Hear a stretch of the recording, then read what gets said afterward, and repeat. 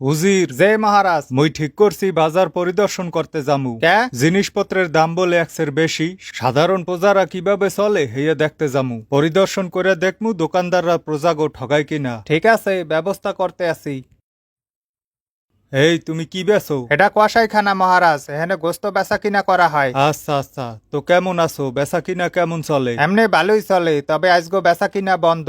কে আজগো বেচা কিনা বন্ধ কা আপনি পরিদর্শনে আইছেন, হেয়ার ফানে বাজারে কোনো ক্রেতা বিক্রেতা ঢুকতে দেওয়া হয় নাই। ও থাক মন খারাপ করো না আজগো মুইও মু তোমার কাস্টমার ওই গরুর রান্ডা হইতে 5 কেজি মাংস কাটতে দাও দুঃখিত মহারাজ, পারমু না। কি পারবা না মানে মহারাজ, আমাদের নিরাপত্তার কথা চিন্তা কইরা বাজারে সব ছড়ি চাক্কু বডি চাপাটি বাজেয়াপ্ত করা হয়েছে, কাটাকুটি করার জন্য কিছু নাই। ঠিক আছে থাক কাটাকুটি করা লাগবে না মোরে ওই পুরা রান্ডা দিয়ে দাও ওজন মাপো আর একটু পরিষ্কার করো দুঃখিত মহারাজ, ওসব মই কিছু করতে পারমু না, কে কারণ মই কসাই না, এটা মোর দোকানও না। তুই কষাই না তাহলে আরেক বেটার দোকানে তুই বইয়ে কি করো আমাদের নিরাপত্তার কথা চিন্তা কইরা বাজার হইতে ক্রেতা বিক্রেতার লগে সব দোকানদার গো বাইর করে দেওয়া হয়েছে। প্রত্যেক দোকানে একজন কইরা রাজপ্রহরী বসানো হয়েছে, মই নিজেও একজন রাজপ্রহরী। কি মোর লগে ফাজলামি করো উজির কই ডাক ওই হালারে মহারাজ, ওনারে ডেকে লাভ নাই, সে নিজেও দোকানদার সাজ্জা মাছের দোকানে বড় বড় রুই কাতলা লইয়া আমনের জন্য অপেক্ষা করতে আছে। ডাক ওই হালার ফালারে আর মাছ বেচাইতে আসি আজগো আর একদিন কি মোর একদিন মহারাজ বলাইছেন বলে? হে হারামজাদা তুই বলে বাজার হইতে সব ক্রেতা বিক্রেতা খেদাই দিয়া রাজপ্রহরী গো দোকানদারে বহাইছো